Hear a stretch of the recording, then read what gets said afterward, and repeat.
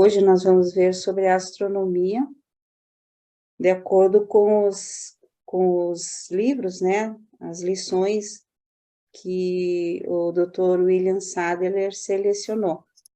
Então, essa seleção dos textos sobre astronomia são textos que o Dr. William Sadler selecionou. E é muito significante nesse sentido, né, porque ele que participou e recebeu e estudou junto com o grupo, né, com o fórum, os documentos. Então, nós vamos iniciar esse estudo sobre astronomia. Ele inicia, né, com o universo central. Então, é como se nós fizéssemos um voo, né, fôssemos transportados diretamente para o universo central. Então, ele começa do paraíso e depois vai indo para o universo perfeito de Avona, para os 7 superuniversos e depois para os universos exteriores, né? Tudo está interligado, mas então ele explica. A princípio, nós vamos falar sobre o espaço. Então, como que é criado esse espaço, né? Por que foi criado? Então, ali o primeiro assunto, né, que ele aborda, que é sobre o espaço. E o tópico é a descrição do espaço total e o que é esse espaço. E o primeiro assunto é que o espaço é uma doação do paraíso.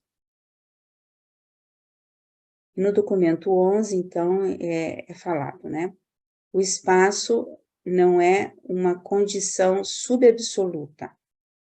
Dentro do absoluto inqualificável, nem a presença desse absoluto. Assim como não é uma função do último. É uma dádiva do paraíso. E o espaço do grande universo, e o de todas as regiões exteriores, acredita-se estarem, na verdade, preenchidos pela potência do espaço ancestral do absoluto inqualificável. Até próximo ao paraíso periférico, esse espaço preenchido estende-se horizontalmente para o exterior, através do 4º nível espacial e para além da periferia do universo mestre. Mas não sabemos o quanto mais para o exterior. Então, aqui ele já começa, assim, num nível bem alto, né, dos primeiros documentos, então nós falamos, e eu acho que alguns já viram essas expressões, subabsoluta, quer dizer, o subabsoluto é porque não está na absolutez de Deus. Então, aqui ele fala que o espaço, ele não tem uma condição subabsoluta. Ele não, vamos dizer assim, Deus cria e o espaço está preenchido do Deus absoluto. É isso que dá para entender aqui. Mas ele também não tem uma condição dentro do absoluto inqualificável, que é uma das realidades divinas, né? Inqualificável eu entendo porque ele não pode ser adjetivado, ter qualificado. Ele é além de tudo, né? É mais do que tudo, é o Deus Todo-Poderoso que nós conhecemos. E também não se bem que aqui diz assim, que também não é a presença desse absoluto, né? Assim como não é uma função do último. Eu tinha falado que ele é uma presença do absoluto, mas aqui diz que também não é a presença do absoluto. E também não é uma função do último. O último é o Deus que ainda está no início da sua revelação. E quando ele for revelado, nós temos Deus o Supremo, que ele é o Deus dos espaços finitos, e o último é o Deus, vamos dizer assim, que se manifesta nos espaços absolutos.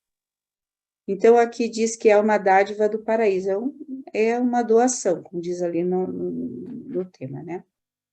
E o espaço do grande universo e o de todas as regiões exteriores, acredita-se estarem, na verdade, preenchidos pela potência do espaço ancestral do absoluto inqualificável. Aqui eu entendo que é o poder.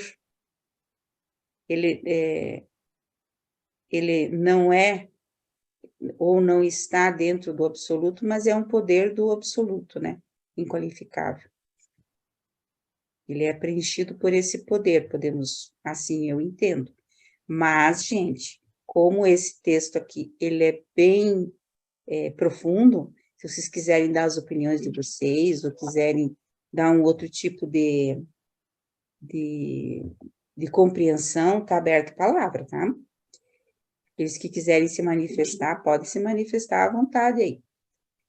Até próximo ao paraíso periférico, esse espaço preenchido estende-se horizontalmente para o exterior, através do quarto nível espacial, isso aqui, né? Então, todos esses níveis. E aqui também fala sobre periferia do universo mestre, vamos lembrar o que é o universo mestre. E eles também não sabem até quanto mais desse universo mestre. Eu coloquei aqui o mapa, né, que o Gary Tong fez, do que se imagina ser esse.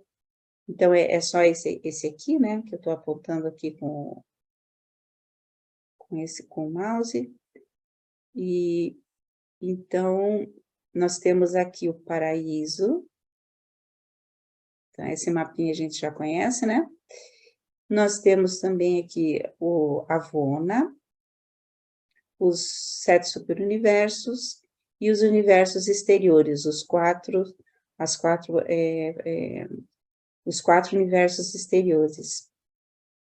E então eles dizem que esse espaço vai além desse universo exterior, mas eles não sabem quanto. Então tudo isso está preenchido. De vida está preenchido só os 7 superuniversos, né? E o sistema Paraíso Avona. Aqui ainda não há vida, mas há alguma movimentação de espíritos já aqui, né? Lógico, porque também esses universos estão sendo criados. São galáxias enormes que estão sendo criadas aqui nesses espaços exteriores. Então, tudo isso aqui está preenchido. Aqui nós vemos como se nós estivéssemos de cima, vejam bem, né? Como se nós estivéssemos acima do paraíso, num corte transversal. Então, e tudo isso aqui é o universo mestre, tá? Então, o universo mestre, o grande universo é com os espaços exteriores, e o universo mestre é onde há vida. Não, acho que é o contrário, Lilian. É o contrário? Acho que o universo mestre é tudo. E o grande universo são os habitados. Agora eu fiquei na dúvida também. Mas acho que daqui a pouco, acho que é isso mesmo, daqui a pouco confirma, eu acho. Tá, Ele deixa eu ver. explica, Lilian, ele explica ali, ó. Aqui? Para além da periferia do universo mestre, mas não sabemos o quanto mais para o exterior. Então, abrange o espaço exterior. Então, o universo mestre seria tudo, né? Isso mesmo. E o grande, é que eu gravei assim, o grande universo, porque eu sempre fazia essa confusão, agora eu gravei assim, é o contrário do que a gente pensa. Ah, tá, isso. Quando fala grande universo, eu tenho que fazer alguma associação, assim, quando isso. fala grande universo, parece que é tudo, né? E sempre Isso. eu sempre trocava, aí agora eu penso assim, ó, é o contrário do que eu penso. Isso, então tá bom, é isso mesmo. O universo mestre é o todo. Grande universo é o paraíso, o Avona e o superuniverso, os habitados, né? E o universo mestre, ó, ali embaixo está, ó, na tua figura, Master Universo, que é tudo. Ali. Isso, universo mestre é tudo, né? E eu falei o contrário? É isso mesmo. No início tu falou o contrário. Mas, então tá. eu sempre falava o contrário, daí eu pensava assim, porque eu pensava, grande universo é tudo, grande, né? É o grande, né? Isso. Até que eu pensei assim, não, é o contrário do que eu acho, então aí eu gravei. Então tá. Não, eu também tinha isso em mente, mas no momento, assim, acho que eu falei ao contrário, mas está tudo bem. Mas a gente se confunde, eu tenho que parar e pensar cada vez que eu vou falar. O paraíso, agora aqui, mais alguma coisa que vocês querem falar dessa primeira aqui, de absoluto, de não sei o quê? Não, então tá. Esse espaço absoluto, esse absoluto inqualificável, não sei, é uma realidade, é isso? Eu não compreendo muito isso ainda. O inqualificável? Eu não li ainda o documento todo, quer dizer, a parte 1 do universo. A parte 1 eu não li ela completa. Esse absoluto inqualificável, eles falam na introdução, né? E é uma realidade de Deus, uma realidade de Deus que ela não é absoluto, e eles chamam de inqualificável, porque acredito que seja maior que tudo, né? Ele é a realidade do Deus, mas mais a nível material, assim. A impressão que, pelo menos o que eu entendo, é que ele mexe mais com as energias físicas, não tanto com as espirituais, sabe? Certo, Lília, obrigado. Anotei aqui. Bom, essa segunda aqui agora, né? O paraíso é o núcleo das zonas de repouso que separam o espaço impregnado e o imprevisível. Então, o que ele quis dizer com isso, né? O espaço não existe em nenhuma das superfícies do paraíso. Vocês imaginem que não existe espaço nas superfícies do paraíso. A gente não consegue nem imaginar isso, né? Nem imaginar, porque para nós só existe espaço. Se olhássemos diretamente para cima da superfície superior do paraíso, não veríamos nada, a não ser espaço não preenchido, saindo ou entrando. No momento presente está entrando. O espaço não toca o paraíso, apenas as zonas de espaço intermediário, quiescentes, entram em contato com a ilha central. Então, vocês vejam que o espaço não toca o paraíso, apenas as zonas de espaço intermediários quiescentes entram em contato com a ilha central. Então, que zonas são essas que eles falam, né? Vou mostrar para vocês aqui, ó. Existe aqui, ó, onde está a flechinha, não sei se vocês conseguem ver, esse espaço aqui, um azulzinho, que não tem quase nada, essas zonas são zonas aqui, quiescentes, né? Então, são zonas quietas que eles falam, então aqui entra um pouquinho o contato com o espaço, né? Mas dentro aqui do paraíso não há espaço. Mas aqui nas zonas aqui quiescentes há. Aqui há uma outra, né, também, que é a zona das energias escuras que circundam todo o universo central de Avono.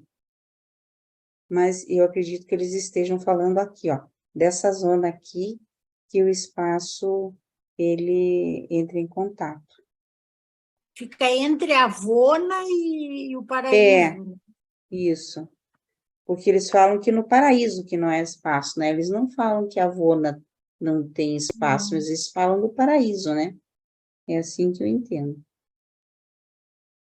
Eu já ouvi uma palestra aí, não me lembro de quem, que a Ilha do Paraíso é maior que todo o espaço preenchido. Isso. Ela é maior que maior que tudo. Então, a gente tem que ver essa Ilha do Paraíso aqui em perspectiva, e imaginar que ela é enorme. Eles revelam que todo o universo mestre, todo o grande universo, caberia, se coubesse agora dentro dessa ilha do paraíso, seria só 3%, e ainda restaria todo esse outro 97% de espaço. Então, é muito grande, né? Então, diz que preencheria todos os habitantes, né, se estivessem lá. Parece que é um espaço muito pequenininho ali, que ainda tem lugar para muita gente.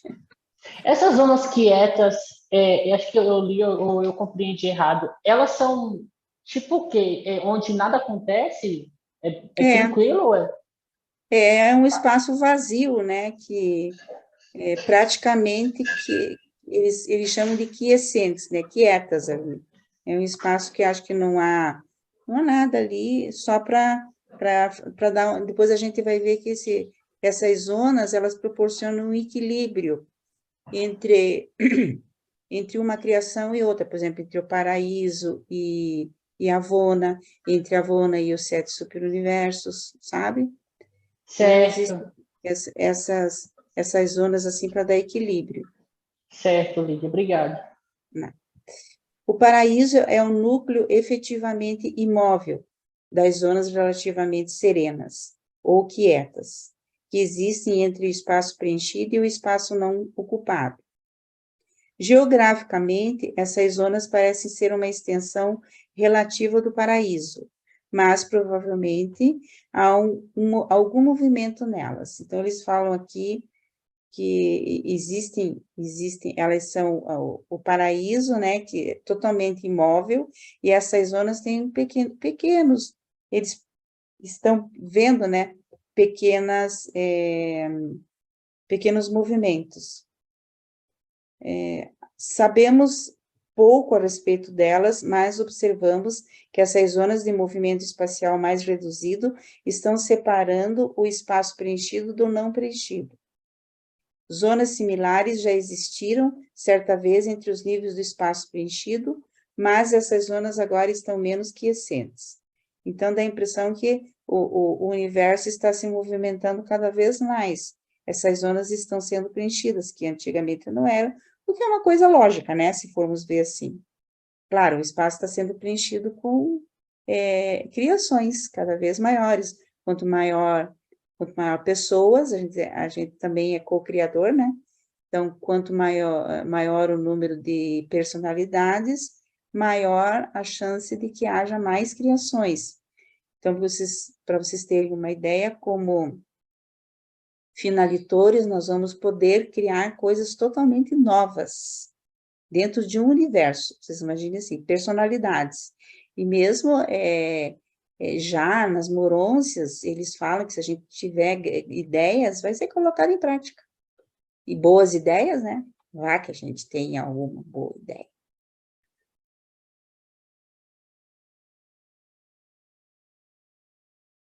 Então, aqui, por que eu coloquei essa cruz de Malta?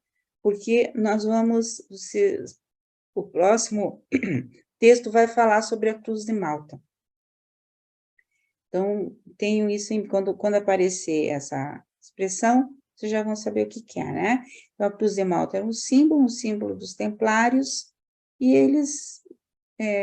ela tem essa configuração original aqui, né? Com algumas pontas, essa é a configuração original, e depois ela tem outras cores, até tem vermelha também, mas a original era essa aqui. Inclusive, eu estava vendo sobre essa cruz, nessas pontas aqui, elas são, assim, os deveres dos templários, cada ponta dessa aqui tem um significado, é muito interessante, mas isso não é a casa aqui agora. Seção transversal do espaço total, então vamos ver aqui. A seção de um corte vertical no espaço total assemelhar-se-ia ligeiramente a uma cruz de Malta, com os braços horizontais representando o espaço preenchido, o universo, e os braços verticais representando o espaço não preenchido, os reservatórios. As áreas entre os 4 braços separá-los-iam de modo semelhante àquela pelo qual as zonas intermediárias separam o espaço preenchido do não preenchido.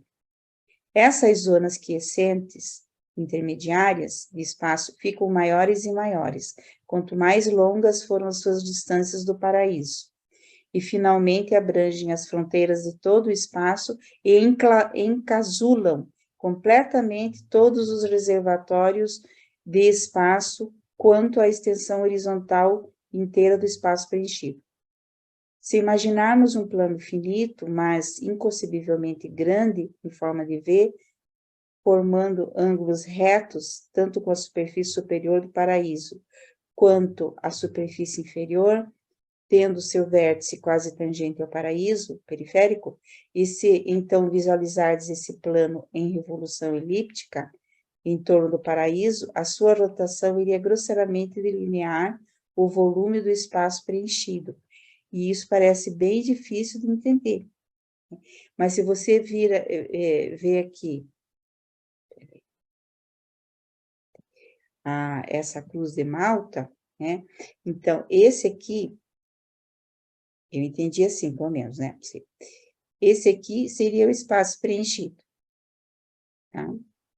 Onde está aqui, na horizontal. E na vertical seria o espaço não preenchido. Então, o que o livro diz? Que essas intersecções aqui, por exemplo, em branco, tá? Ela cresce à medida que, lógico, né? Se você for ver aqui, vamos supor, aqui é o paraíso, aqui elas se encontram. Então, aqui é que elas trocam de energia, depois vocês vão ver. No paraíso inferior, onde fica o absoluto inqualificável, então elas trocam essas energias do espaço não preenchido aqui para o espaço preenchido aqui. Então, aqui, ó, fica toda a criação, nesse lugar aqui. E as zonas que eles falam, no caso de todo o universo mestre, é aqui, ó. Aqui nessa parte em branco, é assim que eu entendo. E elas vão até um ponto que elas vão englobar toda essa realidade aqui, ó. Aí elas vão englobar tudo isso aqui, toda essa cruz de Malta aqui, né? E se você for ver num plano do horizonte, como nós estamos vendo aqui, um plano horizontal, como está a minha, aqui, né?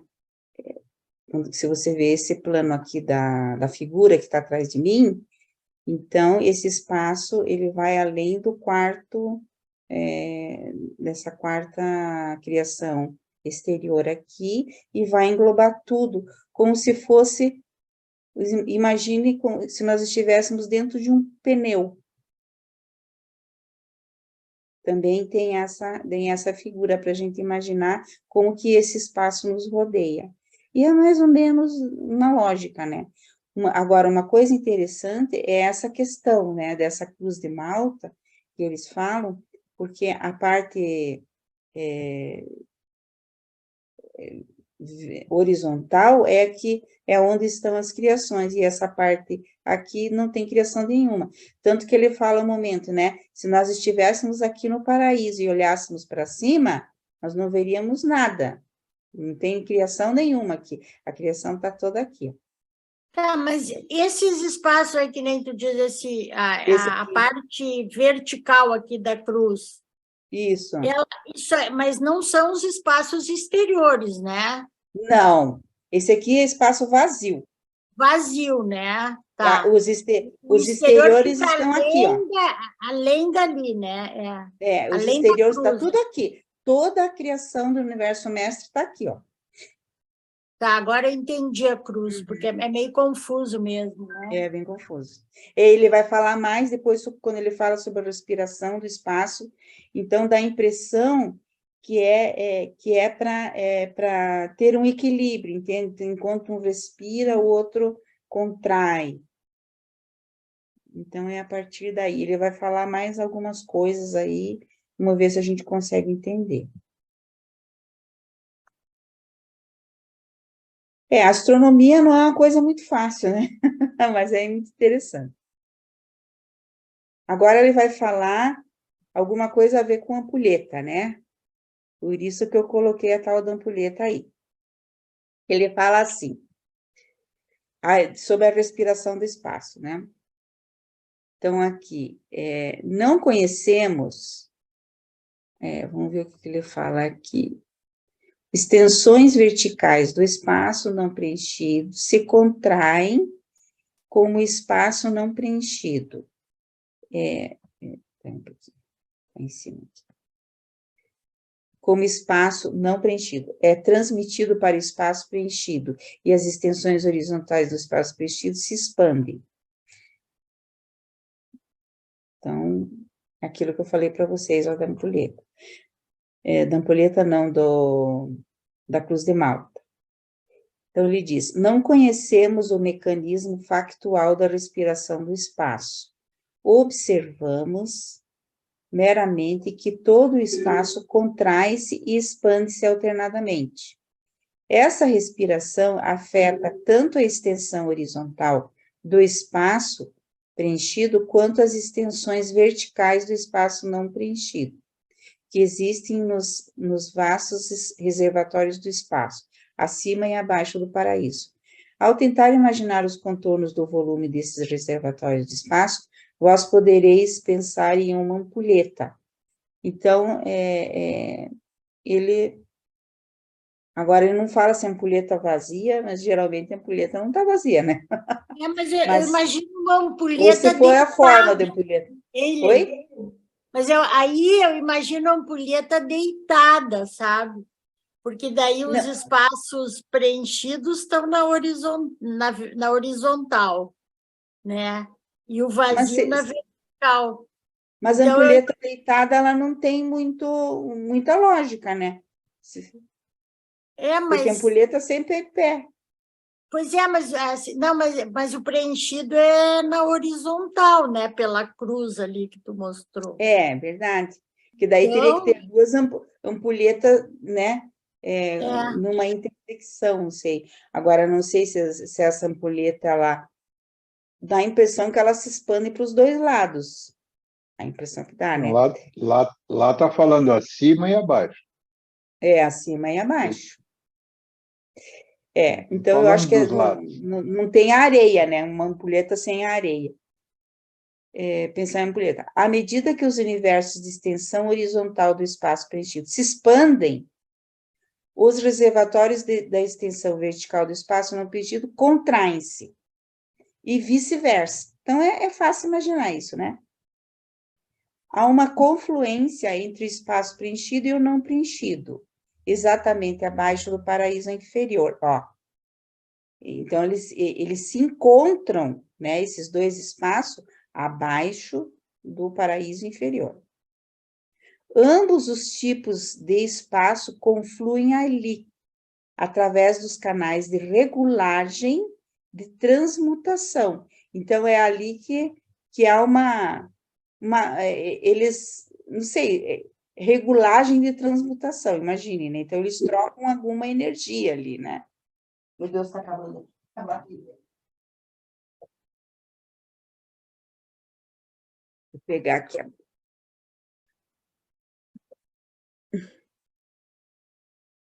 Então, existe ali, né,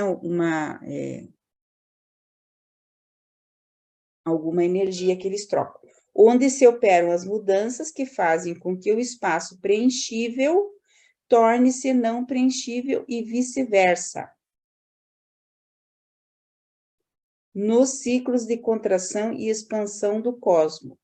Agora, aqui que ficou assim, ó. Então, ambos os tipos de espaço confluem ali, através dos canais de regulação, onde se operam as mudanças que fazem com que o espaço preenchível torne-se não preenchível e vice-versa, nos ciclos de contração e expansão do cosmos. E aí que fica uma dúvida, né? Não sei se vocês entenderam assim. Entendi o seguinte, quando ele contrai, ele é não preenchido. Quando ele expande, ele é preenchido. É um movimento de respiração. Isso que se chama respiração de Deus? Respiração do cosmos. Respiração do cosmos. Que é a mesma coisa, né? Deus está em tudo, né? Então, no sentido figurado, deve ser a mesma coisa. Tá. Então, aqui, vamos ver mais um pouco para ver se a gente compreende melhor. Descrição do espaço não invadido por forças, energias, poderes e presenças que existem aqui. Esse invadido no espaço invadido, né? Deve estar mal traduzido, eu acho. Não é, é que tinha um negócio na frente e não conseguia ler. Não, mas eu imagino que não preenchido, será? Acho que é. Acho que está mal traduzido. O espaço não preenchido quer dizer não preenchido por aquelas forças, energias, potências e presenças conhecidas como existentes em espaços ocupados. Não sabemos se o espaço vertical do reservatório é destinado sempre a funcionar como contrapeso do espaço horizontal. Então, ele funciona como contrapeso, por enquanto, né? Não sabemos se há um intento criador que seja pertinente ao espaço não preenchido. Sabemos realmente pouquíssimo acerca dos reservatórios de espaço. Sabemos quase meramente que existem e que parecem contrabalançar os ciclos de contração e expansão do espaço, do universo dos universos. Então, ainda para eles também, eles têm algumas respostas, mas não todas, né? Então, além dos espaços exteriores, tem a possibilidade desses não preenchidos aí, vertical, também serem preenchidos, né? Pelo que ele diz ali, não sabemos se há um intento do Criador, mas... Isso. Pode ser. Eu ia fazer essa pergunta, se esses espaços não preenchidos futuramente, eternamente, um futuro eterno, eles seriam preenchidos, ou se restaria somente algum resquício para deixar marcado, eu não sei como seria isso. Fora nem os reveladores sabem. Nem os reveladores sabem também. Isso é interessante, né? Que mesmo ele sendo que não, se ele faz, se ele serve de contrapeso, não pode estar ocupado. Tem que estar vazio. Mas eles não sabem se futuramente... Dizem que não sabem, se futuramente eles podem ser preenchidos. Sim, mas aí deixa em inglês, a tradução... Deixa de fazer o contrapeso. Não permeado. Em inglês, não o quê? Não permeado. Onde? Interessante. Né? O não preenchido seria, em inglês, quer ver? A palavra? Permeado. Unpervaded. Seria unpervaded, que está no documento. Mas aí muda, né? Pois é. Eu não sei como é que ficou no... Eu não sei se a Suzana pode dizer como é que ficou, né? Na tradução, na revisão. Se puder dizer, Suzana, se ficou... Acho que ficou não preenchido mesmo, não sei. Ali no começo, ele fala, não preenchido quer dizer, não preenchido por forças, energias, potências e presenças conhecidas, como existentes nos espaços ocupados. Está explicando. É verdade. Tá certo.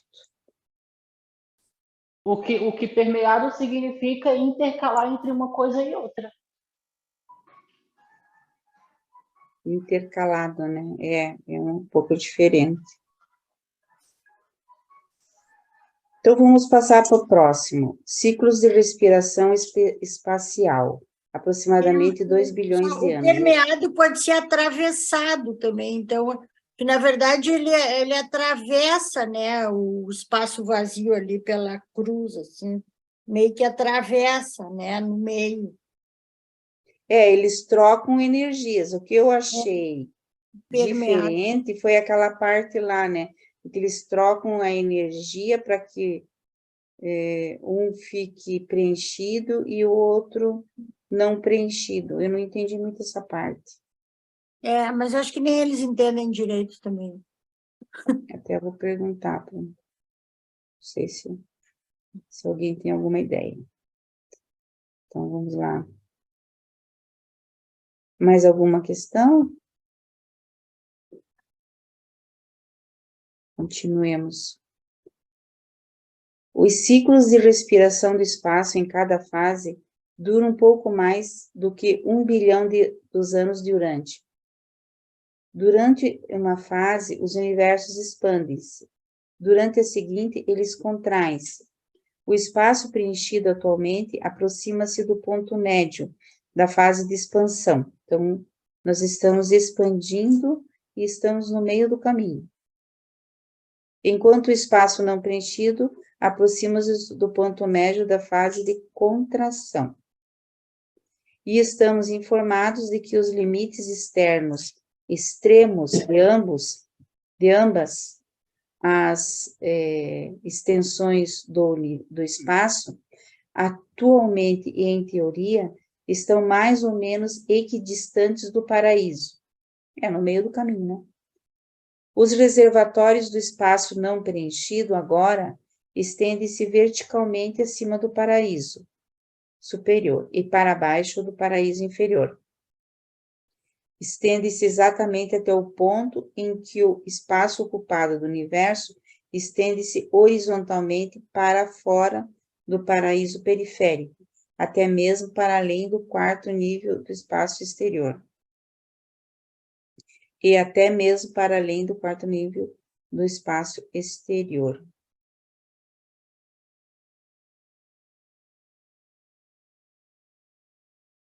Então vai longe, né? Além, né? Oi? Então vai longe, né? Para fora do espaço exterior. Pois é. Por 1 bilhão de anos do tempo de Urântia, os reservatórios do espaço contraem-se, enquanto o universo mestre e as atividades de força de todo o espaço horizontal expandem-se. Assim, um pouco mais do que 2 milhões de anos. E aqui, peraí, eu vou ter que voltar.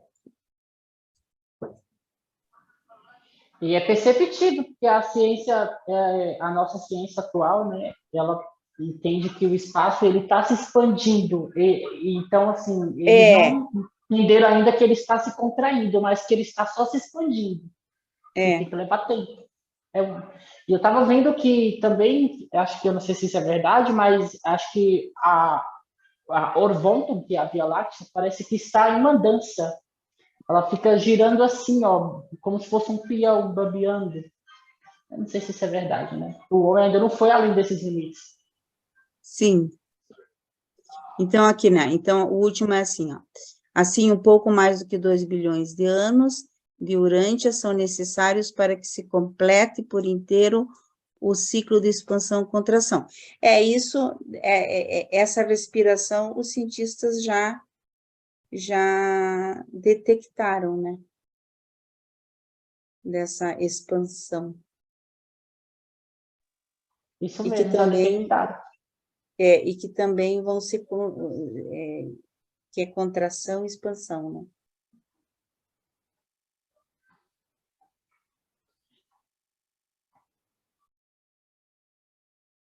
Agora, os erros e distorções das observações e cálculos são devidos à respiração espacial. Então, aqui eles falam dos erros dos astrônomos, né? Então, interessante isso. A gente sabe que a gente vê uma parte só do universo. A relação atual do vosso Sol e dos planetas ligados a ele, ainda que revelando muitos movimentos relativos e absolutos no espaço, tendem a dar a expressão aos observadores astronômicos de que vós estáis relativamente estacionários no espaço, e de que os conjuntos e sucessões estelares circundantes voam para fora com velocidades sempre crescentes, à medida que os vossos cálculos continuam espaço afora. Mas esse não é o caso. Então, eles dizem que está errado, né?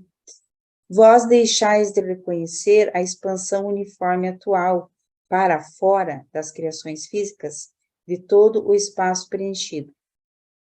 A vossa própria criação local, Nébado, participa desse movimento de expansão universal para fora.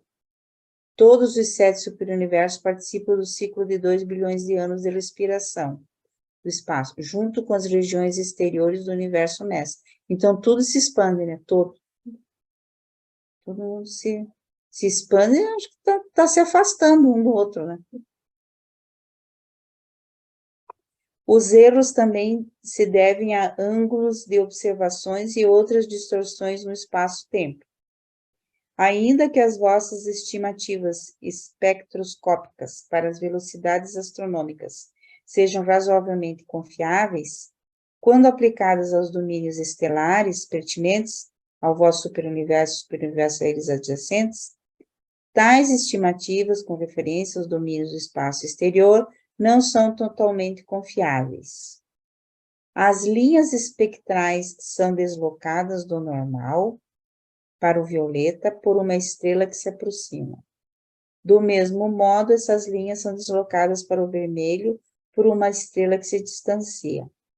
Muitas influências interpõem-se para fazer parecer que a velocidade de distanciamento dos universos exteriores aumenta em uma proporção de mais de 160 km por segundo para cada milhão de anos-luz de aumento de sua distância.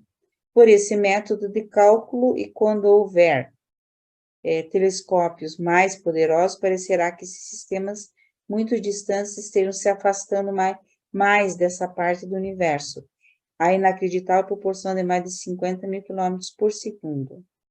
Mas essa velocidade aparente de afastamento não é real, resulta de inúmeros fatores de erro, abrangendo ângulos de observação e outras distorções. Então, aqui é interessante que eles dão dicas para os astrônomos, né? Aonde que eles estão errando. Olha que sensacional. Né? Muita gente diz, meu Deus, mas os astrônomos deviam ver isso aqui. Mas eu acho que a gente tem tanto erro que a gente não consegue nem ver o próprio erro, por enquanto. Não sei em que ponto que está essas observações. Mas eu acredito, Lídia, que eu acho que a ciência atualmente, a gente está vendo o burburinho que está na nossa ciência, eles estão se desapegando de algumas noções errôneas que eles estão agindo, eles estão falando, olha, está acontecendo coisas no universo que não deveria estar ali, só está faltando eles se desapegarem da teoria do Big Bang. Quando eles se desapegarem dessa teoria, é uma alavanca. Mas eles estão falando, olha, isso ali não deveria estar ali, olha, isso ali não deveria estar aqui, a gente ainda não conhece o universo. Então, eles estão desmontando todas as coisas. Eles acham que conheciam o universo, mas eles estão firmes ali que eles ainda não conhecem uma terça parte do universo. Eles estão se desapegando de muitas coisas. Então, a nossa ciência ela está buscando mais a fundo, principalmente os telescópios que estão pegando massas distantes aí, muitas coisas. É um burburinho. Interessante isso. Eles estão agora descobrindo um outro universo que não conheciam, né? Outro universo, isso mesmo. E coisas inexplicáveis que não. Ah, que pena, Ângela. A Ângela teve que ir para outra aula. Foi dividida, coitada. E, então, realmente, porque a ciência, a um dado momento, ela se tornou assim como se fosse um dogma, né? Nossa, é um dogma da ciência, e agora eles estão vendo que, quer dizer, para alguns, né? Eu nunca achei, eu acho que a ciência são sempre novas descobertas, né? Novas descobertas. É aquela história do café, né? Ou então, Plutão Plutão é um planeta. Não, Plutão não é. Planeta não é um planeta, né? Então, são muitas perguntas ainda, muitas questões, porque nós não enxergamos direito. A gente não consegue enxergar. É aquela história, né? O que a gente conhece? Uma vez, só para distrair um pouquinho, né? Que o texto é bem... eu falei assim para alguém, olha, nossa, né? Quando a gente aprende na escola que todas essas estrelas são sóis que a gente vê à noite, né? Daí a pessoa olhou para mim, é um adulto já, tá? É uma cabeleireira. A pessoa olhou para mim e disse assim, é mesmo? É mesmo? Mas eu achei assim, foi para ela assim, ela estrela para estrela, né? E a gente sabe que também, depois a gente sabe que também não são só estrelas, são planetas, né? São planetas e algumas são até universos, né? Que a gente vê só como um pontinho de luz. Pode falar, Sidney. Então, o Dalmolin já explicou mais ou menos isso aí, né? Nós estamos na beiradinha do superuniverso. Os cientistas olham para o exterior, para o espaço exterior. Espaço exterior, isso. Eles então, acham que Andrômeda vai atingir a gente. Então, eles estão vendo que está em expansão por causa disso, realmente está. Só que o que os reveladores estão dizendo aí é que os cálculos estão errados, que eles não consideram esse movimento de respiração do universo. Se ele está em contração ou em expansão, eles têm que considerar esse movimento para fazer o cálculo corretamente. Por isso que eles não conseguem.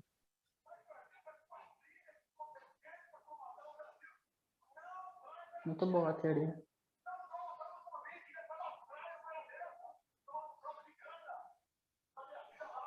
Ele está com um som de fundo aí. Deixa eu usar.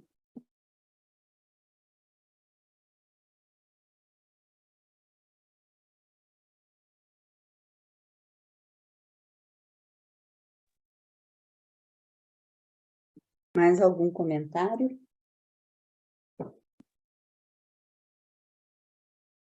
Continuamos. Então, o que sabemos é que algumas coisas estão sendo discutidas e colocadas à prova atualmente.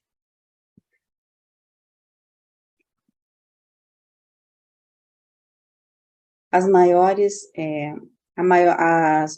distorções se devem à direção oposta à revolução dos 7 superuniversos e ao primeiro nível do espaço sideral. Então, aqui diz, né, a maior de todas as distorções, contudo, surge porque os vastos universos do espaço exterior, nos domínios próximos dos 7 superuniversos, parecem estar girando em uma direção oposta àquela do grande universo. Isto é, essas miríades de nebulosas, sóis e esferas que as acompanham estão no momento girando no sentido horário, em volta da criação central. Os 7 superuniversos giram em torno do paraíso em uma direção anti-horária. Parece que o segundo universo exterior de galáxias e também os 7 superuniversos giram no sentido anti-horário, em torno do paraíso. E os observadores astrônomos de Ulversa pensam detectar em um terceiro cinturão exterior do espaço longínquo a evidência de movimentos giratórios que estão começando a exibir tendências direcionais de natureza horária. Então, é assim, gira horário, outro gira anti-horário, e entendi eu que dessa maneira eles pensam que eles estão se afastando muito mais rapidamente do que imaginam. Então, eles calculam uma velocidade de acordo com o afastamento, porque se um tá horário e o outro está anti-horário, então parece que a velocidade é maior de afastamento. Não sei se vocês conseguem entender. E não é, né? É por causa da velocidade, vamos dizer assim,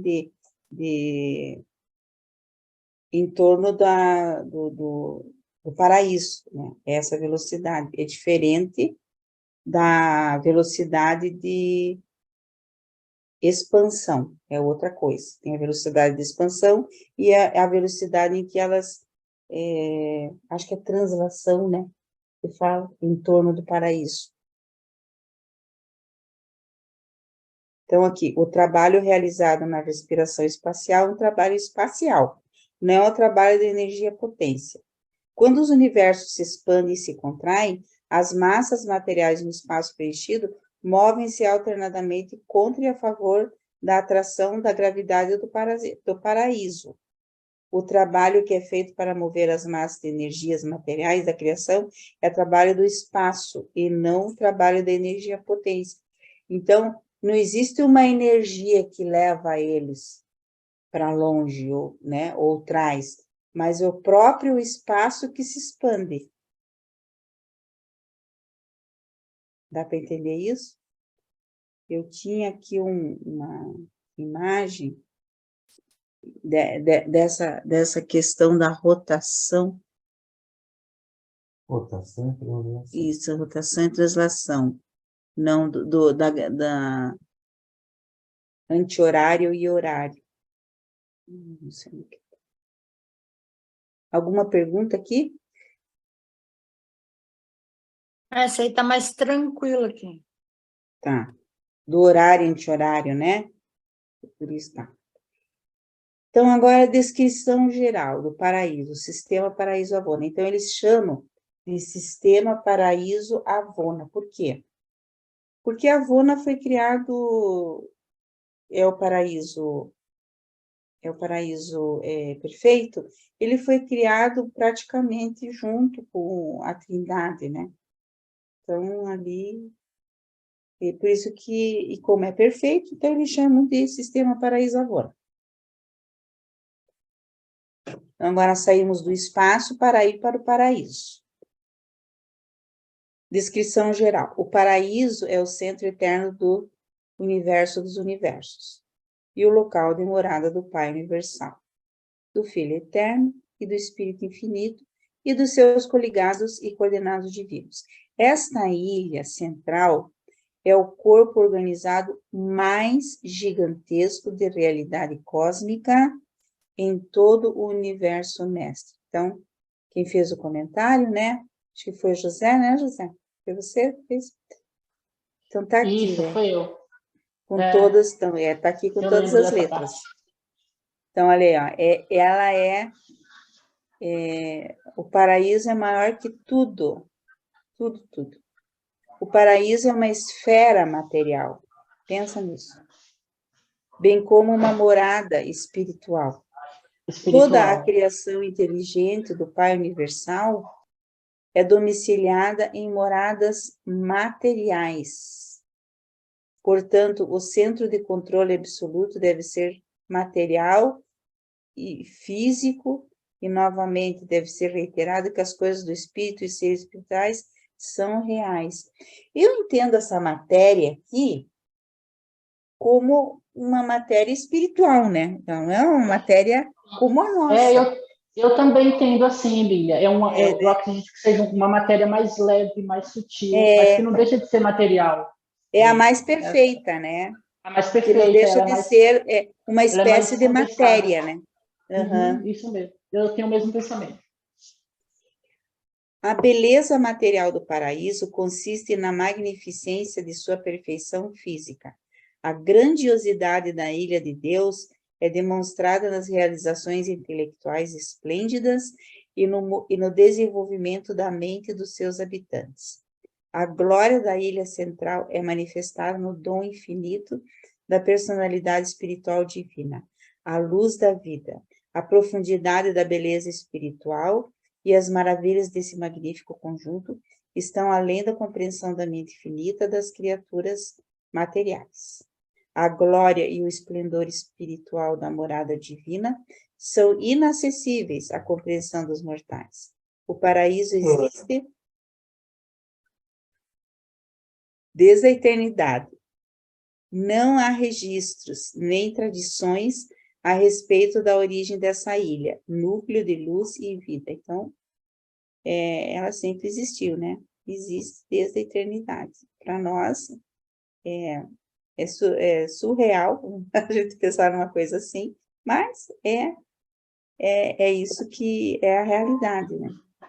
Imaginar que a gente vai chegar lá e é o nosso propósito, eu acredito que todo mundo aqui quer, e a gente não vai encontrar registro, né? Como todos os outros que já estão lá. Talvez eu acredite, não há registros. Eu até pense diferente. Eu até penso diferente que quando o Ser Supremo se revelar todo o universo, o grande universo, entrar em luz e vida, ou até mesmo o inferior também, os 4 universos inferiores, e o Ser Supremo se revelar, acredito que a gente vai saber dessas coisas. Eu não sei, eu não tenho certeza, mas eu não desconfio. Pelo menos ter uma ideia, né? Pelo menos ter uma ideia. Ai, mas é muito bom, assim, você saber, né? Um pouco do paraíso. Muito bom. Sua forma e dimensões elípticas e planas. Na forma, o paraíso difere de corpos espaciais habitados. Não é esférico, é definitivamente elipsoide. O diâmetro norte-sul sendo um sexto mais longo do que o diâmetro leste-oeste. A ilha central é essencialmente achatada, e a distância da superfície superior para a superfície inferior é 1/10 do tamanho do diâmetro leste-oeste. Então, assim, é mais ou menos, o paraíso é mais ou menos como o pessoal da Terra plana acha que é a Terra plana, né? Eu ia dizer, o pessoal acho que enxergou o paraíso, teve uma visão do paraíso, diz que é a Terra. Pois é. Aliás, é o único que é plano, né? É o único que ele é um elipsoide, né? Então, acho que é como se fosse tipo uma batata, assim, né? Mas, lógico, assim, Plano. bem delineada, né? Que tem a parte superior, a parte inferior. É como se fosse um disco, né? Sua composição estacionária única, composto de absolutum. A ilha eterna é composta de uma única forma de materialização, sistemas estacionários de realidade. Essa substância real do paraíso é uma organização homogênea de potência espacial, que não será encontrada em outro lugar, em todo o universo dos universos. Tem recebido muitos nomes em universos diferentes, e os Melquisedeques Tenebatum há muito denominaram-na de Absolutum.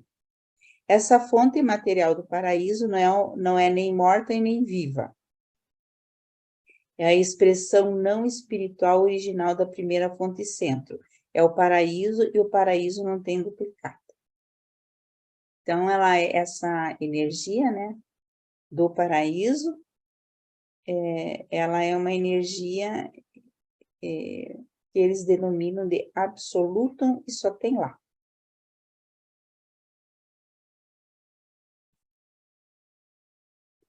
Sua relação com o espaço, tempo, e movimento e distância. Parece-nos que a primeira fonte centro concentrou todo o potencial absoluto de realidade cósmica no paraíso, como uma parte de sua técnica de autoliberação das limitações de infinitude, um meio de tornar possível a criação subinfinita, e mesmo a criação no tempo e espaço.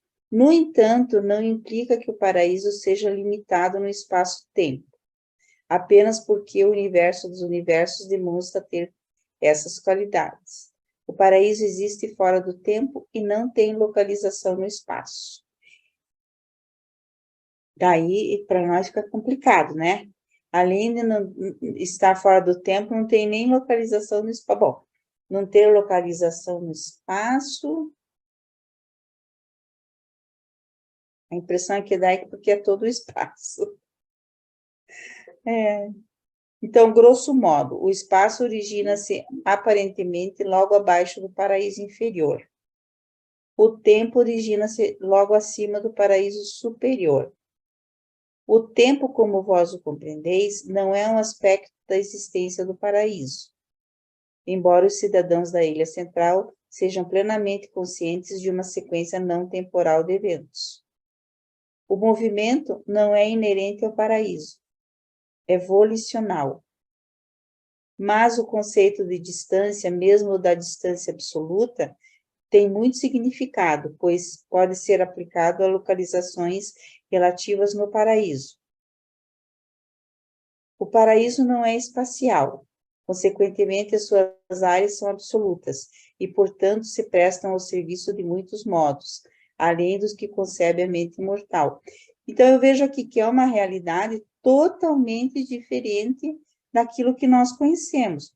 É como se nós estivéssemos descrevendo, por exemplo, um celular para uma tribo de índios lá que não tem contato com o ser humano. Escrevendo como funciona, quais são as peças, do que é composto, né? Então, para nós, para eles não têm a mínima ideia, não teriam a mínima ideia do que fosse, mesmo que você descrevesse. Eu me sinto assim diante dessa descrição, né? Porque eles falam aqui, eles dão essa descrição, mas a gente não consegue imaginar muito pouco o que seja, né? Sabe que está fora do tempo, não tem localização no espaço. A gente não consegue imaginar a dimensão. Eu espero compreender quando eu chegar lá, tomara que consiga. Não, é porque daí, eu acho assim, porque você tem que ter, sabe, Estela, você tem que ter uma mente capaz de compreender essas coisas.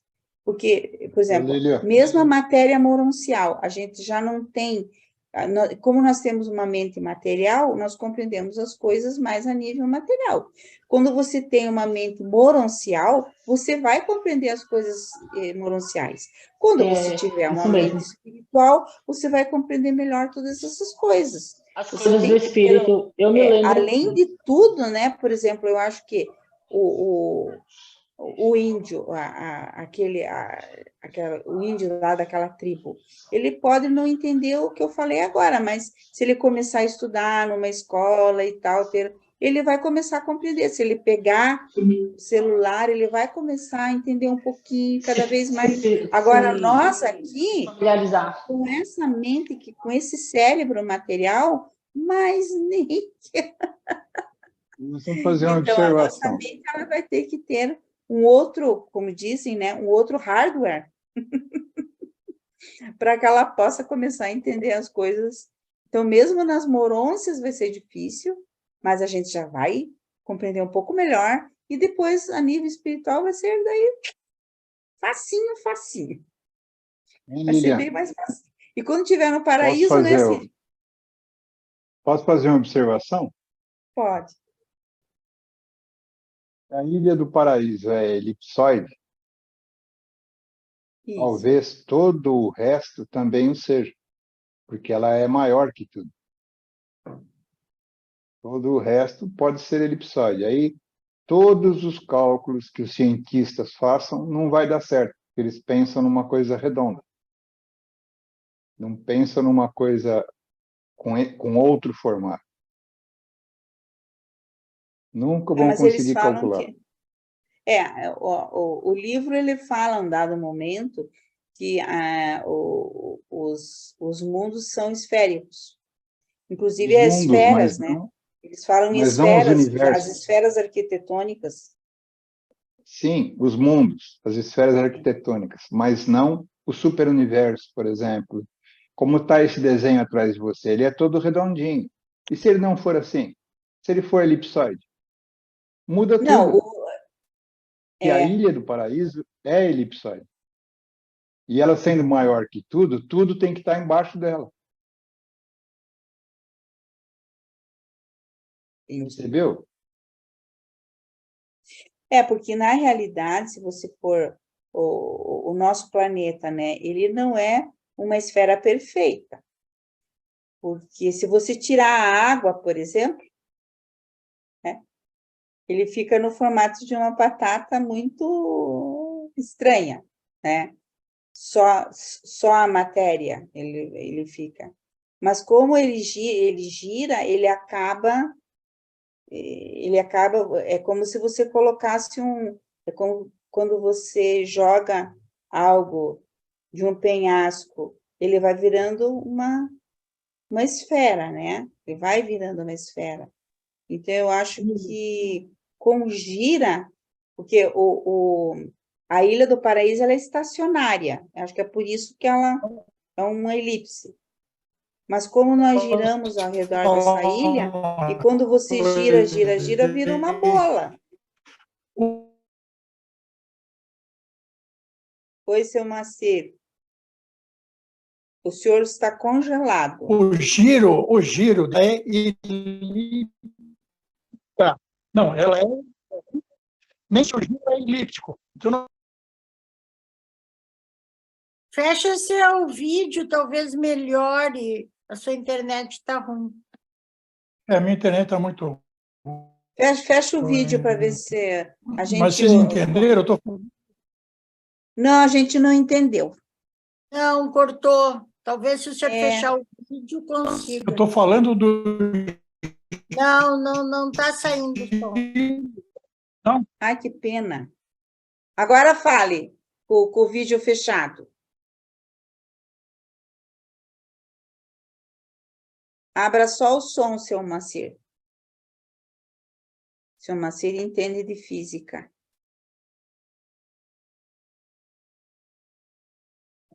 Mas é o que a gente Olha, vê, o né? giro elíptico... Então, deixa. Não, agora pode falar. Estou Pode mal falar. aí. Pode falar, seu Macir. Está com o som aberto.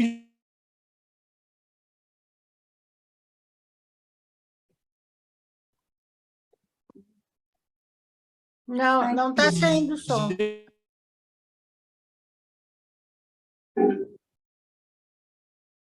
Que pena, não vai dar. É o seguinte, que o giro... Giro. Guarda a sua informação, seu Moacir, para apresentar para nós lá. Guarda essa informação. Escreva no chat, seu Moacir, porque não está dando para ouvir. Isso, escreva, que é importante. Ele é físico, né? Importante. É engenheiro. Então, eu vejo assim, né? Porque como os universos giram, eles vão tendo esse formato. Agora, as galáxias têm formato... Os superuniversos têm formato alongado de disco, né? A própria criação tem esse formato alongado de disco elíptico. E mesmo os sistemas, né? Nós vemos o nosso sistema planetário aqui. Ele não é uma esfera, mas o giro dele. Mas os planetas que giram em torno de si mesmo, eles vão formando esferas. Agora, essas esferas, o material mesmo, às vezes, não, ele forma por causa do giro, não é, Estela? Da velocidade. Faz sentido, Lília, o que você está falando, realmente. E pelo paraíso ser elipsoide, ele é estático, não gira. Mas a Terra, ela não é redondinha perfeitamente, realmente. Agora, porque tem os planetas também que são formados por gases, e aqueles gases, eles ficam redondos, mas por causa do giro também, né?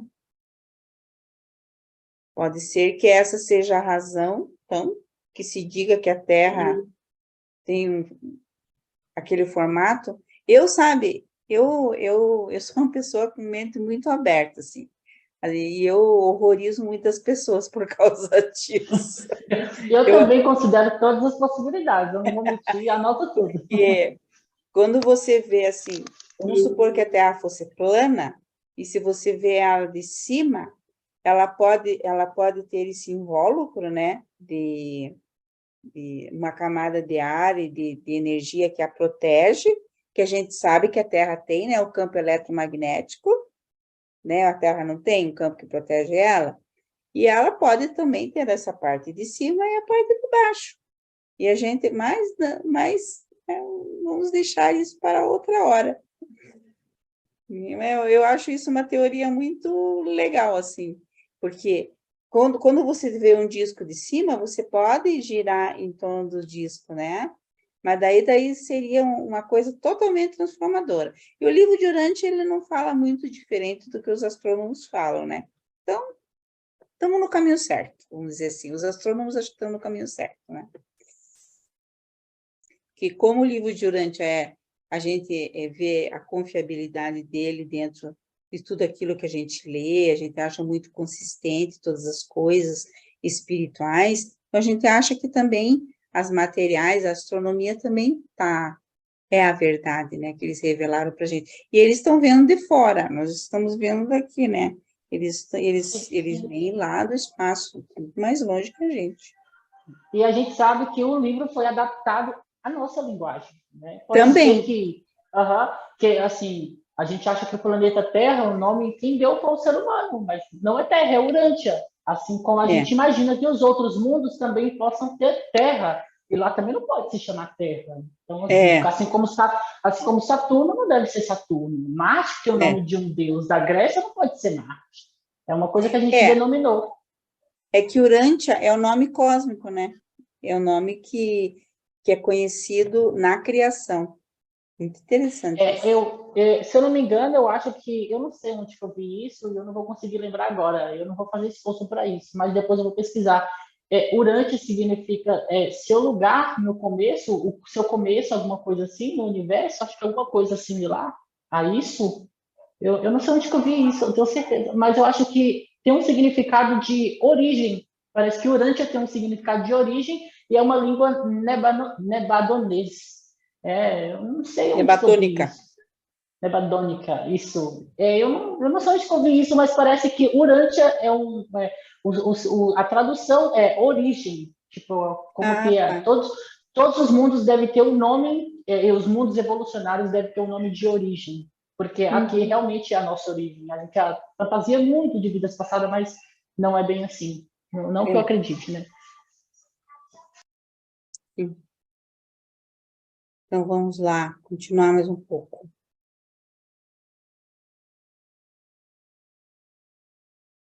Tá, então o espaço origina-se... Interessante essa informação, né? O espaço origina-se no paraíso inferior.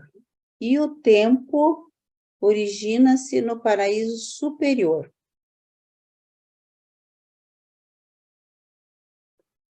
Então, tá. Paraíso superior. Então, agora vamos ver o que tem lá. As divisões geográficas. No paraíso superior, há 3 esferas grandiosas de atividades. A da presença da deidade e da esfera santíssima e a área santa. A vasta região adjacente que rodeia a presença das deidades é separada como a esfera santíssima e reservada às funções de adoração, trinitarização e realizações espirituais elevadas. Não há estruturas materiais, nem criações puramente intelectuais nessa zona, pois estas não poderiam existir ali. É inútil que eu assuma fazer a descrição para a mente humana da natureza divina e da magnitude esplendorosa da esfera santíssima do paraíso. Esse domínio é completamente espiritual e vós materiais quase completamente. Uma realidade puramente espiritual é para um ser puramente material aparentemente não existente. Tanto que eles falam que se fôssemos transportados para lá, não veríamos nada, né? Para nós é não existente. Então, o paraíso superior são 3 esferas grandiosas, né, de atividades, quer dizer, aqui eu vejo esferas como locais, tá? Essa palavra aqui, locais grandiosos, né, de atividades lá, que é a presença da deidade, da esfera santíssima e da área santa. Paraíso periférico. A ilha central termina abruptamente na periferia, mas o seu tamanho é tão enorme que esse ângulo terminal é relativamente indiscernível de dentro de qualquer área circunscrita. A superfície periférica do paraíso é ocupada, em parte, pelos campos de embarque e desembarque de vários grupos de personalidades espirituais, posto que as zonas espaciais são ocupadas, quase alcançam a periferia. Não ocupadas, quase alcançam a periferia. Todo o transporte das personalidades destinadas ao paraíso aterriza nessas regiões. Nem o paraíso superior, nem o inferior são acessíveis aos supernafins de transporte ou a outros tipos de cruzadores do espaço. Interessante, né? Existem outros tipos de cruzadores do espaço. Então, eles ocupam só o paraíso periférico ali, né? Só a zona... Eles só podem ficar por ali, ó. Interessante isso, hein? Agora, se o paraíso é maior que tudo que... ele está falando da ilha central aqui, né? É que eles falaram aquela hora que que o sistema paraíso Avona, né? Que seria maior que tudo. É interessante, né? Nossa. Como tudo é muito grandioso, é muito. Não, eu acho que é a Ilha do Paraíso, que ela é bem extensa, né? Que todo o grande universo caberia dentro dessa ilha e ocuparia somente 3%. Eu acho que incluindo os 1 bilhão de mundos de Avona. Uhum. Eu acredito um planetinha para cada ser humano. Eu viajo muito às vezes. Na realidade, nós vamos administrar universos lá nos espaços exteriores. Se nós chegarmos a finalitores, se Deus quiser. Mas será que a gente... do jeito que você está falando aí, mas eu acredito que a gente vai ter uma morada, né? Assim, lá no paraíso, sim. Sim, no ser paraíso, cidadãos, sim. Eu acredito. Nós vamos ter um espacinho lá para nós, a casinha. A respeito do paraíso inferior, conhecemos apenas aquilo que foi revelado. As personalidades não habitam ali. Não tem nada a ver com os assuntos das inteligências espirituais. Nem ali atua o absoluto da deidade. Fomos informados de que os circuitos de energia física e de força cósmica têm a sua origem no paraíso inferior, o qual é constituído como se descreve a seguir. Então, vamos ver. Número 1, diretamente abaixo da localização da Trindade, na parte central do paraíso inferior, está a desconhecida e não revelada zona da infinitude. 2, essa zona é imediatamente cercada por uma área sem denominação. 3, ocupando as margens exteriores da superfície inferior, está uma região que tem a ver principalmente com a potência espacial e a força-energia. As atividades deste vasto centro elíptico de força não são identificáveis com as funções conhecidas de qualquer triunidade, mas a força-carga primordial do espaço parece estar focalizada nessa área. Esse centro consiste em 3 zonas elípticas, concêntricas. A mais interior é o ponto focal das atividades de energia-força do próprio paraíso. A mais exterior, a mais interior, né? A mais exterior, possivelmente, pode ser identificada com as funções do absoluto inqualificável, mas não estamos certos a respeito das funções espaciais da zona intermediária.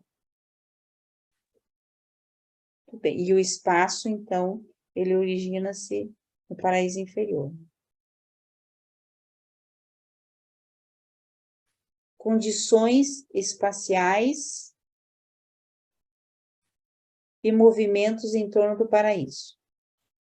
Da periferia do paraíso até as fronteiras interiores dos 7 superuniversos, existem as 7 seguintes condições e movimentos do espaço. Então, aqui, as zonas quiescentes do espaço intermediário, que chegam à periferia do paraíso. 2, a procissão em sentido horário dos três circuitos do paraíso e das 7 órbitas de Avona. As zonas semiquietas do espaço, que separam esses circuitos de Avona dos corpos escuros de gravidade do universo central. O cinturão interno, que se move em sentido anti-horário dos corpos escuros de gravidade. A segunda zona espacial única, que divide as duas trajetórias no espaço dos corpos escuros de gravidade. O cinturão externo de corpos escuros de gravidade, girando em sentido horário em torno do paraíso. E uma terceira zona de espaço, uma zona de semiquietude, separando o cinturão externo dos corpos escuros de gravidade das órbitas mais interiores do 7 superuniverso. Então, eles são assim, tem alguns espaços que circulam o paraíso, né, desses movimentos que são horários e outros anti-horários. Isso para equilibrar, né, como se fosse um mecanismo, sempre horário e se você for ver, né, e anti-horário. Pode ver. E daí também intercala com zonas que têm personalidades, que têm vida, né? E zonas que não têm, que são espaços ali com corpos escuros de gravidade, que eles falam, né? Que são zonas quietas ou semi-quietas. Então, todas ali se intercalando para que haja um equilíbrio. Está me ouvindo agora, Lívia? Agora sim. Então, é que eu estava no celular e caiu minha internet no computador. Então, eu só quis dizer aquela hora o seguinte, que o nosso sistema, inclusive o sistema solar nosso, ele anda, o sistema de translação, né, tanto da Terra como dos planetas, ele é elíptico. Os planetas podem ser uma esfera, mas o seu movimento que é elíptico. Então, pode ser que lá na sede central seja redondo, coisa parecida, que nós não temos acesso. Mas todo o sistema solar não, todos os sistemas galáxias, normalmente, elas têm um giro elíptico. Mas o seu planeta, ou o planeta que está naquela galáxia, normalmente tem um giro elíptico. Mas os planetas podem ser uma esfera. Normalmente o são. Sim. Obrigada, seu Maci. Será que congelou? Será que ele ia falar mais alguma coisa? Acho que ele congelou de novo. É tão ruim quando acontece isso.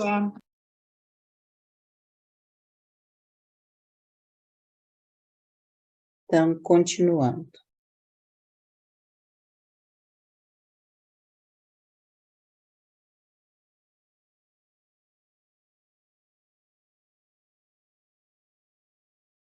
Então, aqui. Então, agora vamos ver sobre a Avona. Eterno universo central, composto por 1 bilhão de mundos. A Avona, universo central, não é uma criação no tempo, tem uma existência eterna. Esse universo sem começo e sem fim no tempo consiste em 1 bilhão de esferas de perfeição sublime e é rodeado de enormes corpos escuros de gravidade. Então, ao redor de Avona tem esses corpos escuros. No centro de Avona está a Ilha do Paraíso, estacionária e absolutamente estabilizada, rodeada de seus 21 satélites. Devido a enormes massas dos corpos escuros de gravidade que a rodeiam no limite do universo central, a quantidade de massa dessa criação central é muito maior do que a massa conhecida de todos os 7 setores do grande universo. Então, ela é maior do que os sete universos, né?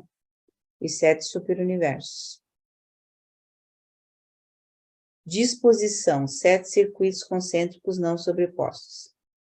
Então, os mundos de Avona, em um total de 1 bilhão, estão dispostos em 7 circuitos concêntricos, que rodeiam diretamente as 3 órbitas dos satélites do paraíso.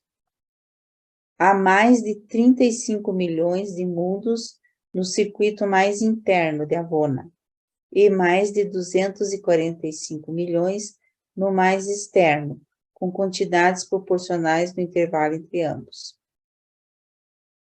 Cada circuito é diferente, mas todos são perfeitamente equilibrados e organizados com refinamento. E cada um é permeado por uma representação especializada do Espírito Infinito, um dos 7 espíritos dos circuitos. Além de outras funções, esses espíritos impessoais coordenam a condução dos assuntos celestes em cada circuito. As órbitas planetárias dos circuitos de Avona não estão sobrepostas. Os seus mundos seguem uns aos outros em uma procissão linear ordenada. O universo central gira em torno da ilha estacionária do paraíso, sobre um imenso plano que consiste em 10 unidades concêntricas estabilizadas. Os 3 circuitos das esferas do paraíso e os 7 circuitos dos mundos de Avona. Do ponto de vista físico, os circuitos de Avona e do paraíso são um único e mesmo sistema. A sua separação é feita apenas para efeitos de reconhecimento da divisão funcional e administrativa. Então, é como se assim, são 10, né? Então, são 3 circuitos que ficam, que são das esferas do paraíso, né? Que são 7 esferas do Pai, 7 esferas do Filho e 7 esferas do Espírito. Então, esses 3 circuitos. E depois vem mais 7 circuitos que são daí de Avona mesmo. Então, desculpa, Lilian, esses circuitos, esses 7 espíritos dos circuitos não tem nada a ver com os 7 espíritos mestres, não, ou tem? Ou são eles? Eu acredito que tem a ver com os 7 espíritos mestres, né? Cada um, acho que... pode falar. Cada um coordena e dá a realidade daquele circuito ali, né? Então, tem o mais externo, e o legal, né, que são milhões de planetas. Vocês imaginem, porque a nossa realidade, o nosso sistema solar não é assim, né? Cada planeta tem um circuito de translação ao redor do Sol, e é sozinho, né, ali. Não é um planeta atrás do outro, cada um tem o seu circuito, né? O próprio faixa, circuito. Né? Então, e daí os mundos da Avona, cada circuito, um planeta vai atrás do outro. Olha que coisa mais bacana. E perfeitamente, eles falam, né? E são 7 circuitos. Porque, assim, eu perguntei porque eu fiquei imaginando, olha, os 7 espíritos mestres, eles já estão presididos para cada super universo, e o nosso é o do Pai, do Filho e do Espírito.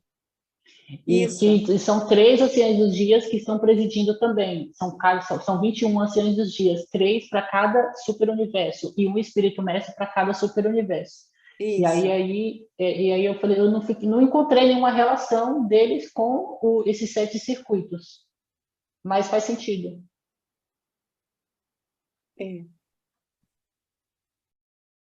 Vamos continuar, então.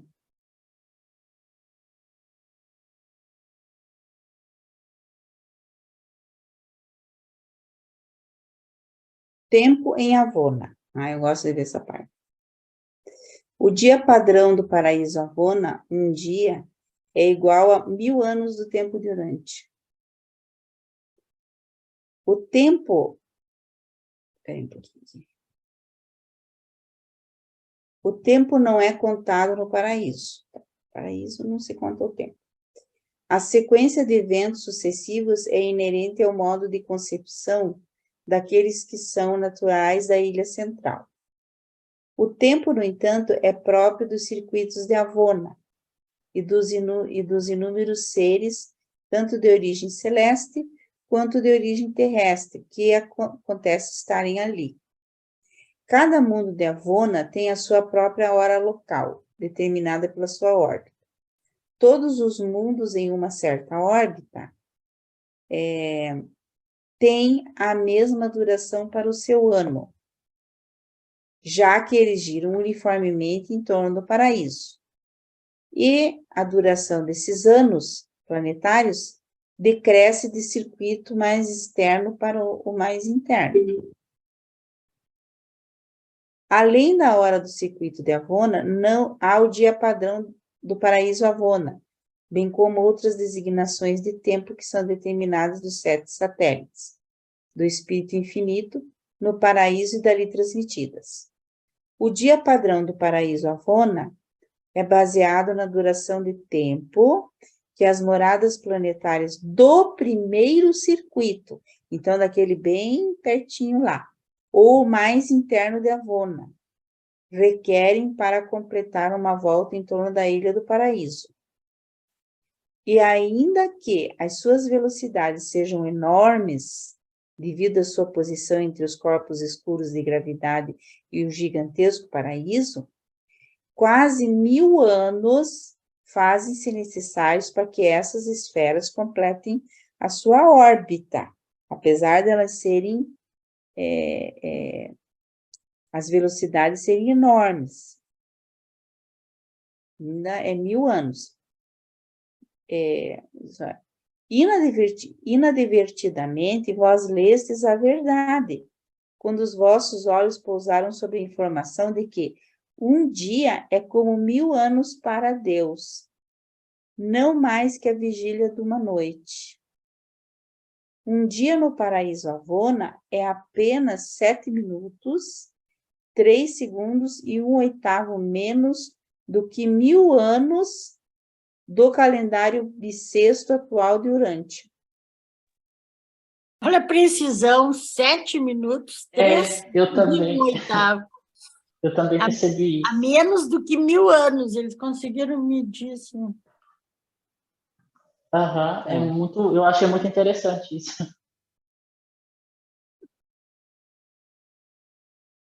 Mas, então, 1000 anos, então um dia, para eles lá, para nós aqui passou 1000 anos. É isso, né? Uhum.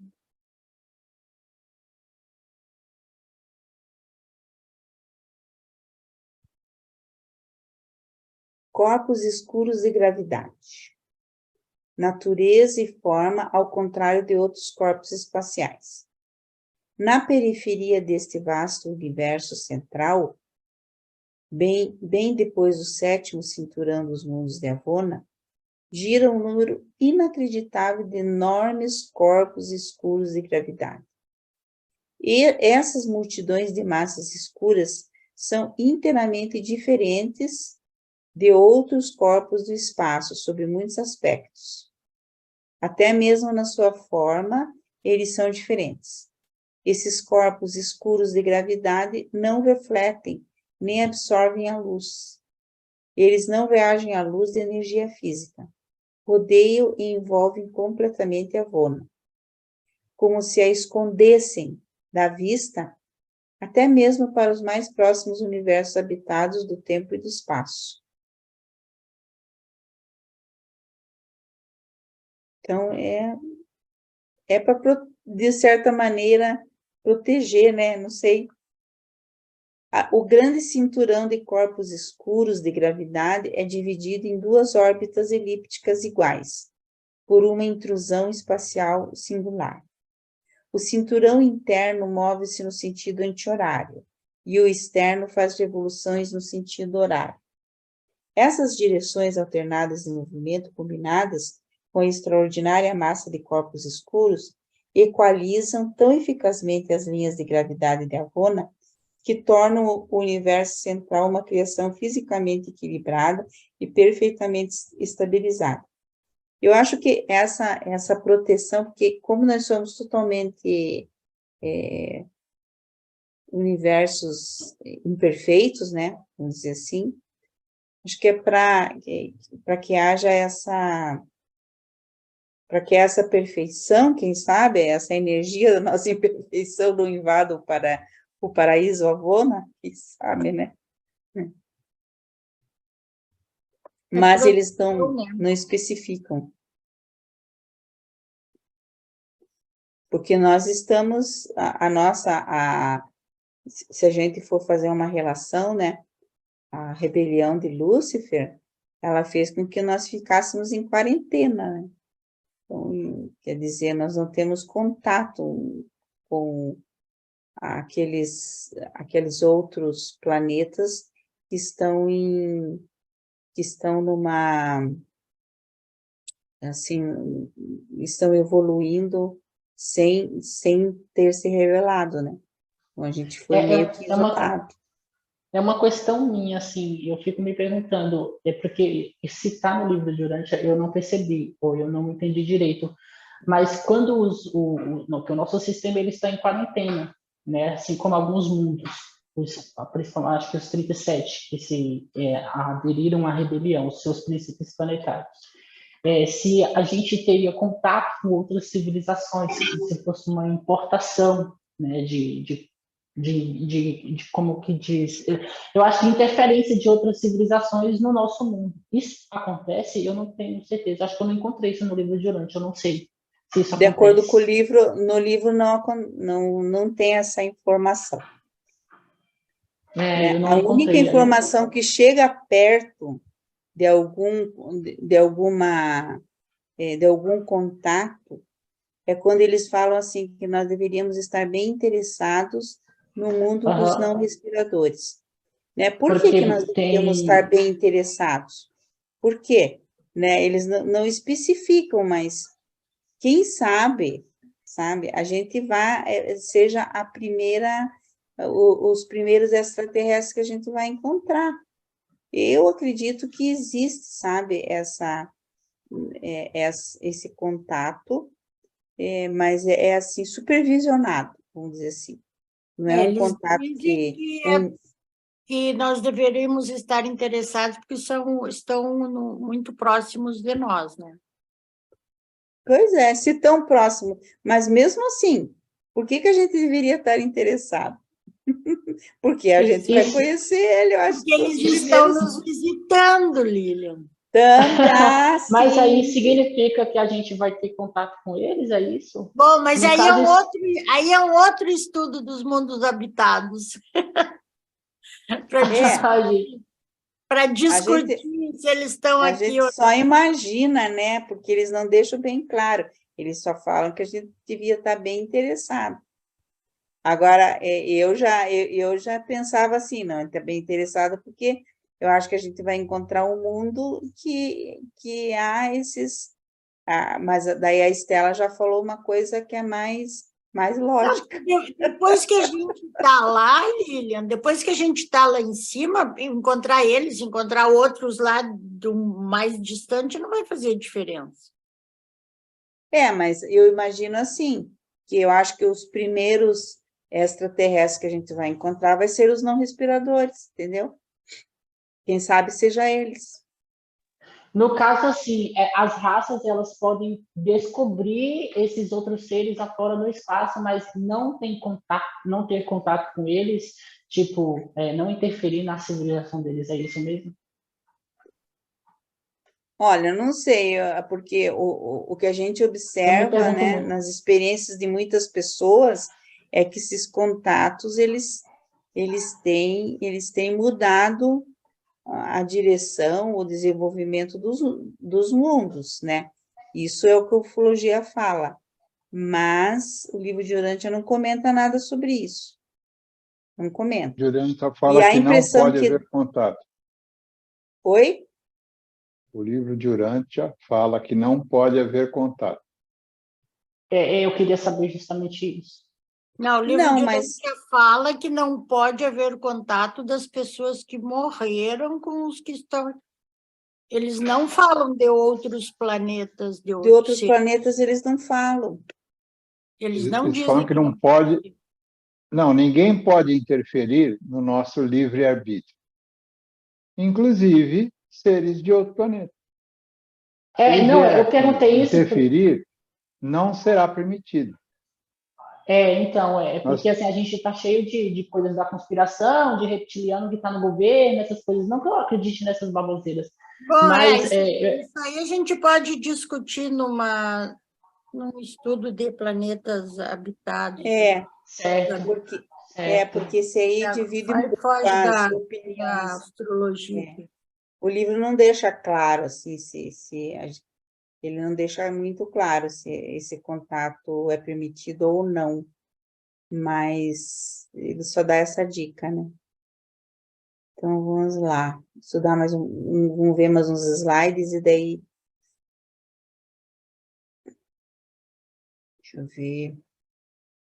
sobre esses corpos escuros, né, que eu falei que é para proteger, então, quem sabe seja uma proteção mesmo.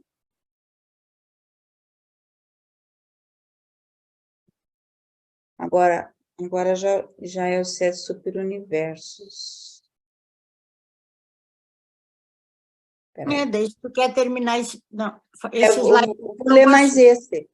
Vou ler mais esse. Fica para a próxima, né? A procissão interna dos corpos escuros de gravidade tem uma distorção tubular, uma disposição tubular, consistindo em 3 agrupamentos circulares. Um seccionamento transversal na órbita desse circuito mostraria 3 círculos concêntricos de densidade aproximadamente igual. O circuito externo dos corpos escuros de gravidade está disposto perpendicularmente, sendo 10.000 vezes mais alto que o circuito orbital interno. O diâmetro vertical do circuito externo é igual a 50.000 vezes o diâmetro transversal. O espaço intermediário que existe entre esses 2 circuitos de corpos de gravidade é único, pois nada como ele é encontrado em outro lugar em todo o amplo universo. Essa zona é caracterizada por enormes movimentos de ondas de vai e vem vertical, e é permeada por tremendas atividades de energias de uma ordem desconhecida. Nossa Senhora! É uma energia de ordem desconhecida até para os reveladores. Na nossa opinião, nada igual aos corpos escuros de gravidade do universo central irá caracterizar a evolução futura dos níveis do espaço exterior.